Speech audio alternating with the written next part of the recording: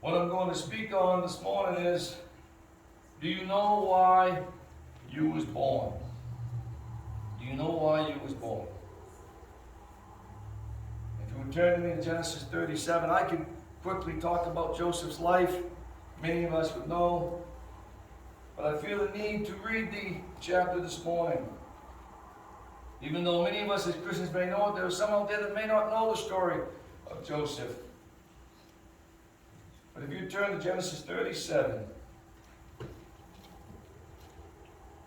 says, Now Jacob dwelt in the land where his father was a stranger, in the land of Canaan. This is the history of Jacob. Joseph, being 17 years old, was feeding the flock with his brothers. And the lad was with the sons of Belial and the sons of Zilpah, his father's wives. And Joseph brought a bad report of them to his father. Now Israel loved Joseph more than all of his children, because he was the son of old age. Also, he made him a tunic of many colors. But when his brothers saw that their father loved him more than all of his brothers, they hated him and could not speak peaceably to him. Now Joseph had a dream, and he told it to his brothers, and they hated him even more. So he said to them, Please hear this dream that which I have dreamed. There we were, binding sheaves in the field. Then behold, my sheaf arose and also stood upright. And indeed the sheaves stood all around and bowed to my sheaf. And his brother said to him, Shall you indeed reign over us? Or shall you have dominion over us? So they hated him even more for his dreams, for his words. And then he dreamed still another dream. And he told it to his brothers and said, Look, I have dreamed another dream. At this time the sun and the moon and the 11 stars bowed down to me. So he took it to his father and his brothers, and his father rebuked him and said to him, What is this dream that you have dreamed? Shall your mother and I and your brothers indeed come to bow down to the earth before you? And his brothers envied him, but his father kept this matter in his mind. Then his brothers went to feed the father's flock in Shechem. And Israel said to Joseph, Are not your brothers feeding the flock in Shechem? Come, and I will send you to them. So he said to them, Here I am. Then he said to him, Go, please go. And if you see if it is well with your brothers and well with the flocks, and bring back word to me. So he sent him out of the valley of Hebron, and he went to Shechem. Now a certain man found him, and there he was, wandering in the field. And the man asked him, saying, What are you seeking? So he said, I am seeking my brothers. Please tell me where they are feeding the flocks. And Joseph said, They have departed from here, for I heard them say, Let us go to Dothan. So Joseph went after his brothers and found them in Dothan. But when they saw him afar off, before he came near them, they conspired against him to kill him. And they said one to another, Look, the dreamer is coming. Come therefore, let us now kill him and cast him into some pit. And we shall say, Some wild beast has devoured him. We shall see that what will become of his dreams. But Reuben heard it, and he delivered him out of their hands. And he said, Let us not kill him. And Reuben said to them, Shed no blood, but cast him into the pit in which is in the wilderness. And do not lay a hand on him, that he might be delivered out of their hands, and bring him back to his father. So it came to pass, when Joseph had come to his brothers, they had stripped Joseph of his tunic, the tunic of many colors that was on him. They took him and cast him into a pit, and the pit was empty, and there was no water in it. And they sat down to eat a meal, and they lifted their eyes and looked, and there was a company of Ishmaelites coming from Gilead with their camels, bearing spices, balm, myrrh, and on their way to carry him down to Egypt. So Judah said to his brothers, What profiteth is there if we kill our brother and conceal his blood? Come, let us sell him to the Ishmaelites. And let not our hand be upon him, for he is our brother, our flesh. And his brothers listened. The Midianite traders passed by, so the brothers pulled Joseph up and lifted him out of the pit and sold him to the Ishmaelites for 20 shekels of silver. They took Joseph to Egypt. Then Reuben returned to the pit, and indeed Joseph was not in the pit, and he tore his clothes. And he returned to his brothers and said, the lad is no more. And I, where shall I go? So they took Joseph's tunic, killed a kid of the goats, and dipped it in the tunic's blood. And they set the tunic of many colors, and they brought it to their father and said, we have found this. Do you know whether it is your son's tunic or not? And he recognized it and said, it is my son's tunic. A wild beast has devoured him. Without doubt, Joseph is torn to pieces. Then Jacob tore his clothes and put sackcloth on his waist, and he mourned for his sons for many days. And all of his sons and daughters arose to comfort him, but he refused to be comforted. And he said, for I shall go down into my grave to my son and mourning. Thus his father wept for him. Now the Midianites had sold him in Egypt to Potiphar, the officer of Potiphar, and the captain of the guard. I want to begin this morning with the words of Mark Twain, who said, there are two great days in a person's life. There's the day that we are born, and then there's the day that we discover why we are born. One is easy than the other. One is easier than the other. One is a date and time like November 1st, August 1st, September 7th, or March 15th. That's a date and time that we were born. Some of us were born. I mention those because those are the dates of my children and my wife. But it's the moment in time that we celebrate every year, that we look forward to receiving gifts, that we enjoy cake and ice cream. It's a special day to us, each and every one of us. When that day comes by, that's a special day for us. But it's the date where you made your first public appearance. That date is easy. That's an easy date. But the other one is not so easy. It's not probably a literal date at all, but it's a moment that you finally figured out why God put you on planet Earth. The first day explains your presence. The second explains your purpose. Often it takes a long time to discover why you were born. The second, sometimes it happens very suddenly. Sometimes we understand why we were born right off. Sometimes we could be 50 years old and not know why we was born. What is our purpose here? On April 18th of this particular year, Sean Collier was assigned to a certain intersection on the campus of the MIT, Massachusetts Institute of Technology in Boston. 3 days earlier, 2 bombs exploded near the finish line of the Boston Marathon, killing 3 people and injuring over 250 others. A massive manhunt. Do any of you remember this? I remember it. There was a massive, after the Boston Marathon bombing, there was a massive manhunt. The police were looking everywhere. But killing 3 people and injured over 250, there was a whole city lockdown. But by Thursday evening, the authorities had tracked down the bombers in the area around MIT campus. Police believe that sometime after 10 p.m., the bombers crept into Sean Collier's patrol car, shooting him 5 times. He was pronounced dead at a nearby hospital.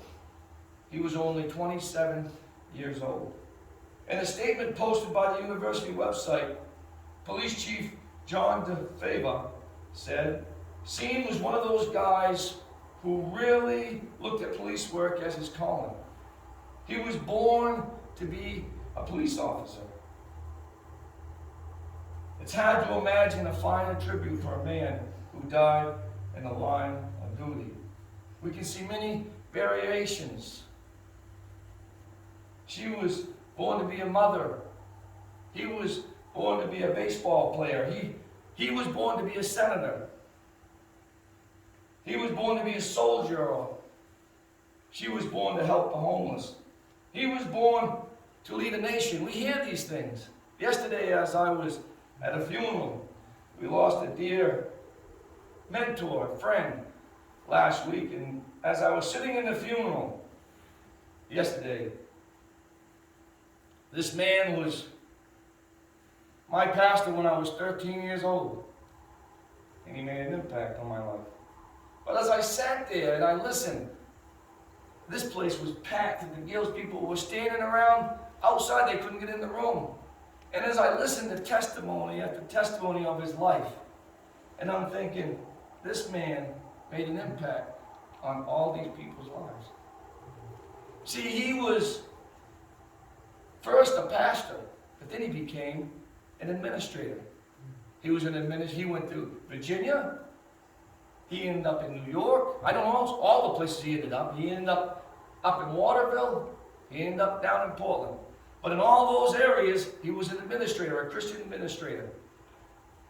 And as I sat there and I listened, I said, God, he was born to be an administrator. And I thought, man, he knew his calling right away. He knew what his calling was, what he was born to do. It was inside of him. What was you born to do? That is a hard question. You'll spend the rest of your life trying to answer that question. Lord, what do you want me to do? Some of us are living our lives. We might be a police officer, a teacher, a crossing guard, a school nurse, whatever. A minister, a Sunday school teacher. We might be doing these things and still thinking, I'm doing this because I like to do it. But is that what I was called to do? Is that what I was born to do? What was you born to do? Lord, what do you? I often ask that. Still, God, am I really doing what you want me to do? Yeah, I feel you called me to do this, but is this what I was born to do? Proverbs 3, 5, and 6 promises that if you will trust the Lord, he will make a way straight. How exactly does he do that? How does God make the way straight? Here are some 7 fundamental facts about God's guidance. He can put you exactly where he wants you to be. He can arrange all the details years in advance. He can open the doors that seem to shut tight. He can remove any obstacle in your way. He can take your choices and fit them into his plan, that you end up at the right place at just the right time. He can even take your mistakes and bring good out of them. He can take tragedy and use it for your good, for his glory. This is what Proverbs 16:9 means when it says, in his heart a man has planned his course, but the Lord determines his steps. He can open the doors that seem to be shut tight. So let me ask this crucial question. Do you know why you was born? Do you know why you was born? Sometimes we find it early on in our lives. Often revelation doesn't come till later on. Sometimes others even see it before we do. Often the circumstances in life reveal it to us.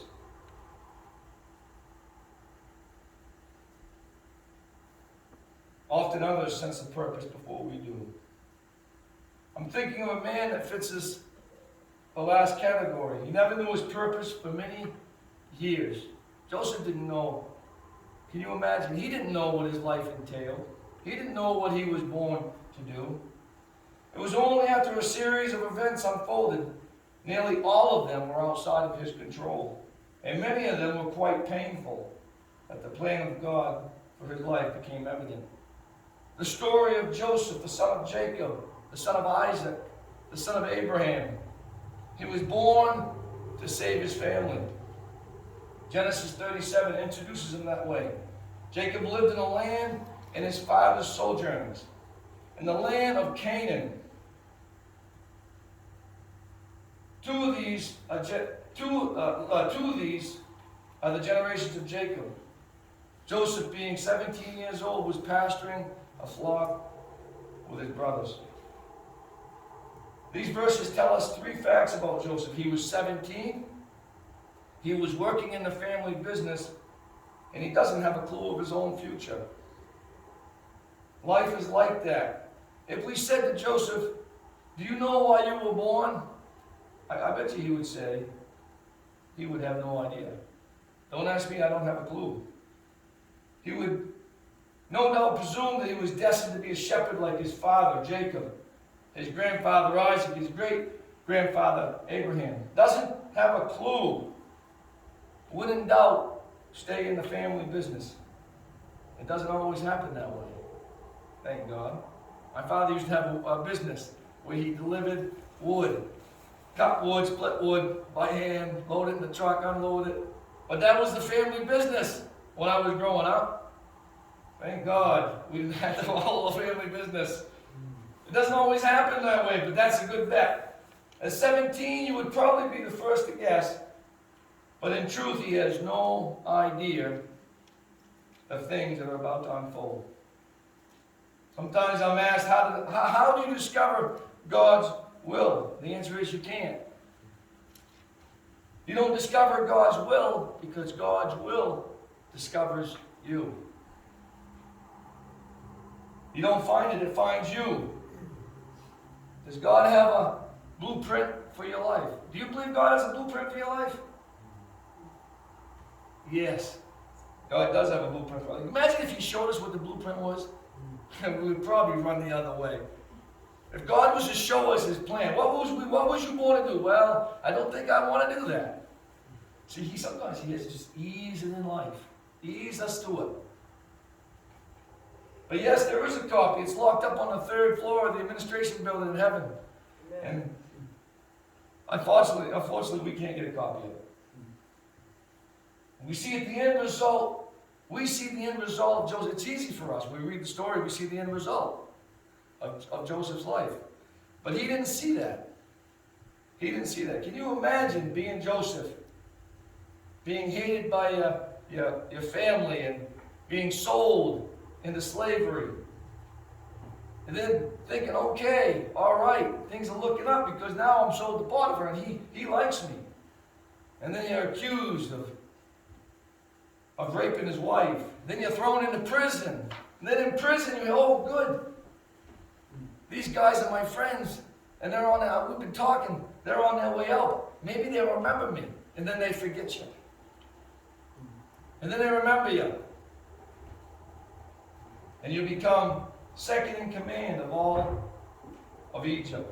First, he was Jacob's favorite son. Then he was betrayed. Then he was sold into slavery. Then he was purchased by Potiphar.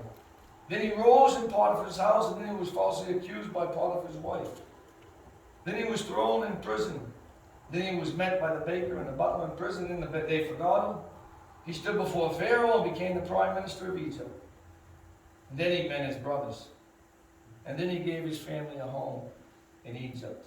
All of that ended up saving his family's life, preserving, the line of promise. Joseph rode a roller coaster of life. We remember when we meet Joseph at the beginning, he is tending the flocks, and he don't have a clue about the roller coaster ride that's about to happen. I got thinking about this the other day when I was talking to my wife. I'm saying, this generation, it suffers with such anxiety. It just, we all have anxiety at times in life, but it seems like this generation, the devil has placed a curse on them. They're full of anxiety because of the unknown. I believe it's because of the unknown. They don't know what's going to happen. They're fearful of what's going to happen. And I feel God wants His generation to know, even though they don't know maybe why they were born, they don't know what their purpose is in life, that God's got it all under control. That God's got them right in the palm. The devil don't want them to know that. He don't want them to see that, but he's got them right in the palm of their hand. Even though they may not know their future or their plans as of yet, God will reveal it to them when He's ready. Joseph had what we call a dysfunctional family. To back up a bit, there's a 21st century word that we describe it, and that is how we describe it. It's a word that you won't find anywhere in Genesis, but nonetheless, it fits the category. Joseph grew up in a dysfunctional family. You mean they had dysfunctional families in the Bible? No. Yeah, if you read, you'll find quite a few dysfunctional families in the Bible. But come on. Jacob had 4 wives. He had 11. His father Jacob had 4 wives, and he had 11 brothers scattered among 4 wives.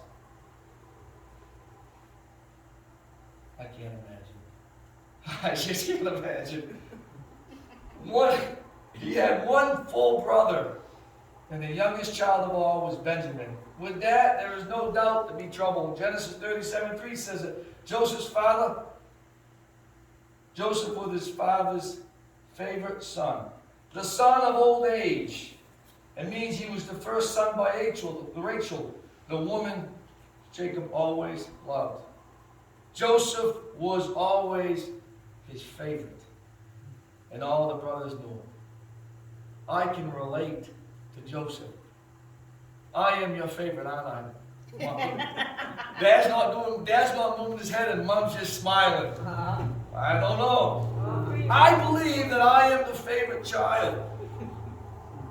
That's what helps me go on from day to day. Jacob's family was a disaster waiting to happen. The family looks like 1 father, 4 mothers, 12 brothers plus a daughter, Diana, and 1 favorite son. Doesn't take a genius to figure out that disaster was waiting to happen. Trouble was brewing right under the surface in Jacob's complicated family. Out of it will come Joseph many years down the road. He will rescue his brothers who betrayed him. As the story opens, there is no reason, none at all, to see any of this in advance. At the beginning, we mostly see dark clouds on Joseph's life. Your background is no hindrance or obstruction to serving God. Let me rephrase that. Your background should never obstruct your service to the Lord. No matter what anybody may think, what is done in your past, in your life, should never obstruct your service to the Lord. Period. Joseph came from a family that was in many ways out of bounds. It was certainly not neat. It wasn't clean. It wasn't a one-man, one-woman nuclear family. But he was born into a family where there was jealousy, where there was comparison and distrust, where the rules of the game, it was not a happy family. Yet God chose Joseph and used him in a mighty way. Not many of us come from perfect families. Not many of us. Actually, none of us come from perfect families. None of us. There's no such thing as a perfect family. We may want to present ourselves as a perfect family in front of people, but there is no such thing as a perfect family. Who said this? At the end of the day, who everybody meets in the public eye, in the public image, and myself, are 2 different people. You believe that? What people see in the public eye and the public image is not what people see when you're not in the public eye. It's a very accessible version of me. I'm definitely more introverted. I'm definitely darker. I'm definitely more at times and pessimistic in real life. That's a little, I shouldn't say pessimistic, that's a little strong. I'm more pragmatic in real life because I come from a whole different body of experience. Those are the words of Corey Monteith, a star of the hit TV show Glee. He was 31 years old when he died in a hotel room in Vancouver of an overdose of alcohol and heroin on July 13, 2013.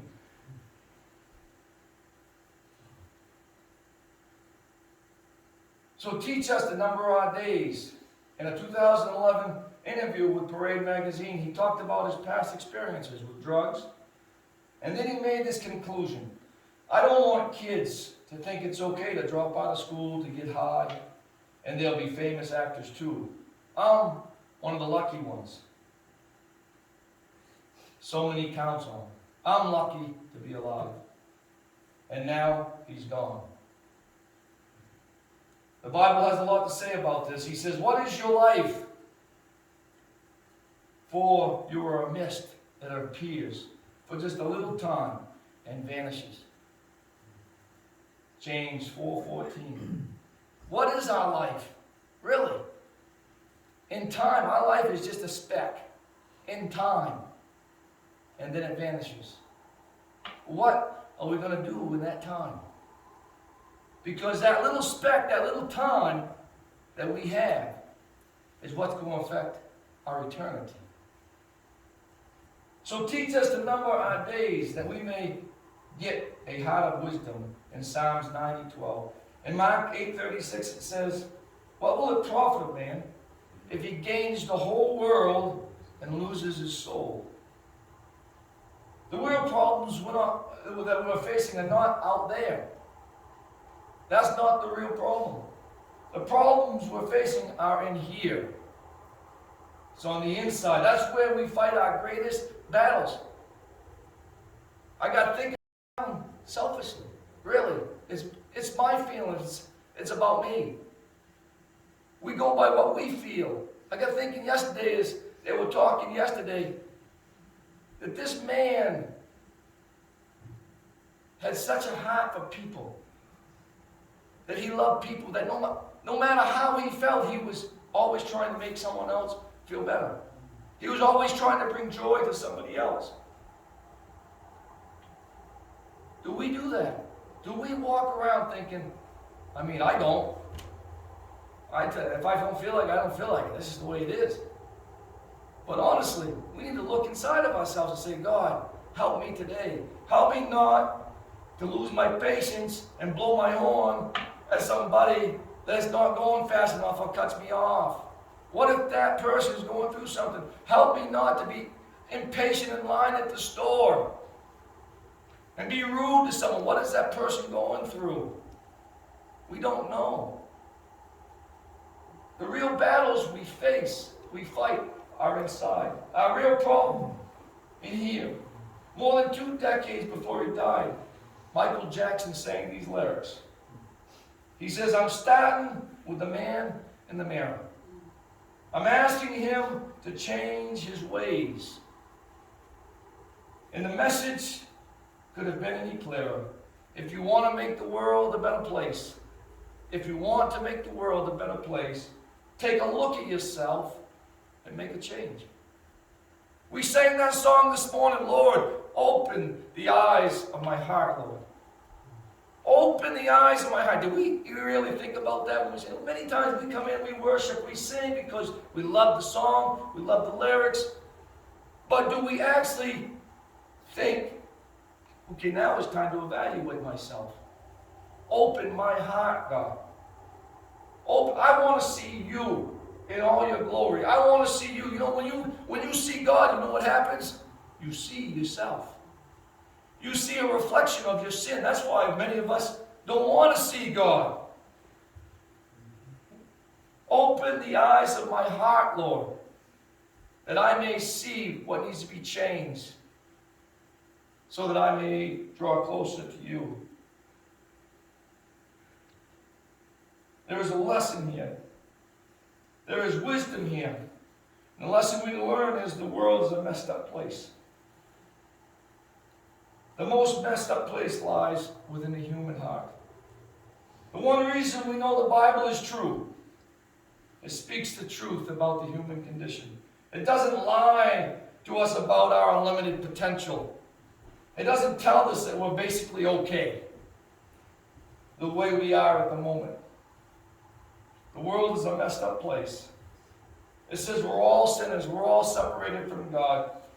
Dead in our sin. We're spiritually blind.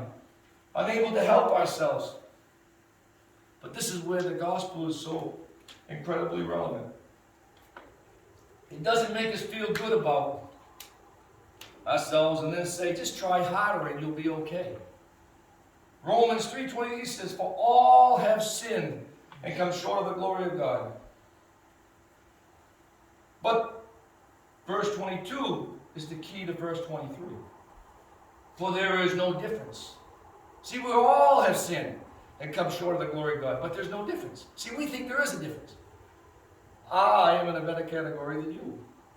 If I'm a Christian, I'm closer to God than you are. I don't know. See, there's no difference. There's no difference between the rich and the poor. You can be rich and give thousands of dollars to God, to the church, and you can be poor and give a penny. Remember the woman that gave all she had, that one penny? Well, they walked in and these Pharisees gave all in front of people, look what I have. But this one woman gave all she had, that one penny. So there's no difference between the rich and the poor in God's eyes. There's no difference between religion and a pagan. He sees us all as humanity that he died for. There's no difference between a Jew or a Gentile. There's no difference between someone that's young or old.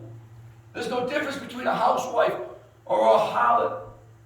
There's no difference between a criminal or a choir boy. There's no difference between an American or a Kenyan. There's no difference between a Christian or a Muslim. There's no difference in God's eyes. Because he sees us all the same. We're all in the same boat unless God does something in our life. Unless we allow him to do something in our life, we're going to sink together. We're all broken people. Some of us know it, but some of us don't. If you can relate to the story, it's for you. If you come from a broken home, the story is for you. If you don't get along with your brothers and sisters, the story is for you. On April 5th, 2013, it was the worst day of Rick Warren's life. He and his wife Kay sensed something was not quite right. Their 27-year-old son Matthew had suffered from mental illness all of his life. As Rick would later say, he and Kay had done all that they could do to help their son, including seeking help from the best medical experts, the best therapists they could find. But when they went to Matthew's apartment that day, they found it locked. No one came to the door, and when they knocked, fearing the word, they called the police, who went to the apartment and confirmed their fears. Their son, whom they've loved so much, took his own life. Besides being a pastor of Saddleback Church in Southern California, Rick is also the best-selling author of The Purpose-Driven Life. He is probably the best-known pastor in America. Millions of people around the world have been helped by his ministry. After his son's suicide, Rick stayed out of the pulpit for 4 months, returning on the weekend of July 27th and 28th because he is so well known. The event gathered a huge media coverage. Rick and Kay both spoke to the Saddleback congregation, thanking them for their love and their support, and trying to explain how his Christian faith has helped him through this tragedy. Rick said, this is what he said: God knows what it's like to lose a son. And then he added, when you go through difficult times, you automatically try to find an answer. But explanations never comfort. When we lose someone dear to us, suddenly especially, and we don't understand why, we question God why. We just want an explanation. We want an answer. If God could give us an answer that could bring us some peace, then we'll be happy. It would help us to get through the rest of our life. You don't need explanations. What we need in those times especially is the presence of God. That's what we need. See, we don't need the explanation. We'll get the explanation someday. Someday when we get to heaven, we'll understand why our loved one is gone. But what we do need is the presence of God. You know someone that has lost someone, and they come to you, you know they're full of grief. Pray for the presence of God to surround them. That's the key.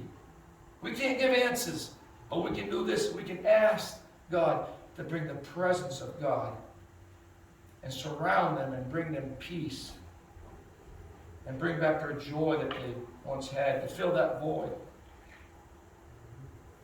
When Elizabeth Diaz filed her report for the Time magazine, she ended her article with these words: "Then as the service closed, Rick joined his worship team and they sang a favorite evangelical hymn, 'Blessed be your name.'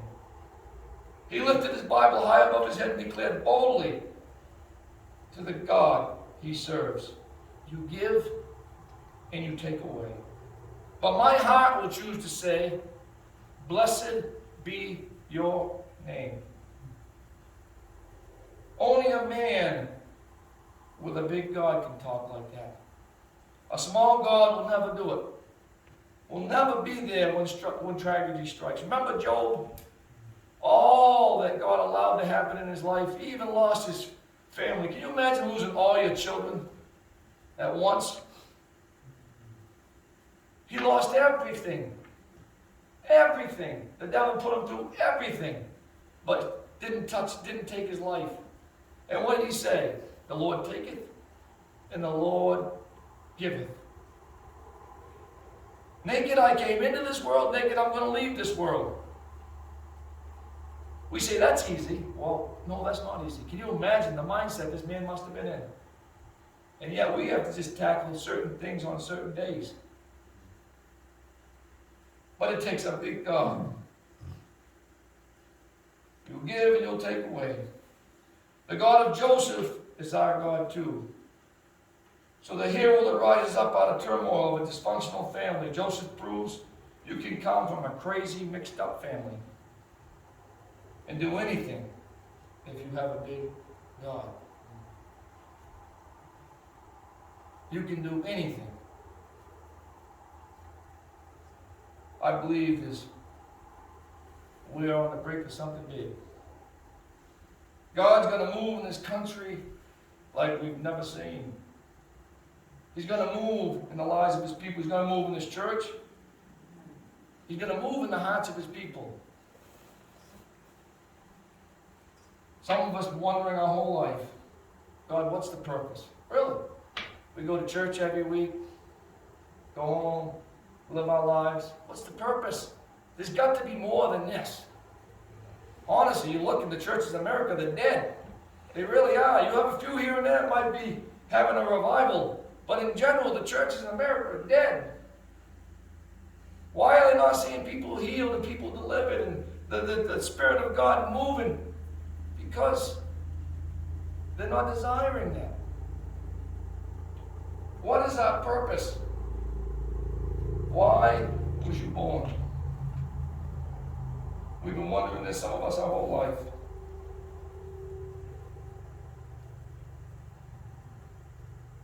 God is getting ready, I believe, to unleash this to many people. The question that they wondered, the question that they've been wondering, why was I born? Amen. Let's bow our heads this morning. I missed Tim and Rachel this morning. This would be the time, a little while ago would have been the time I said, come on up to the piano. You don't know how good you have it till it's gone. Amen? Be sure to just tell Tim and Rachel how much we love and appreciate them for what they do. Oh, dear Heavenly Father, we just come before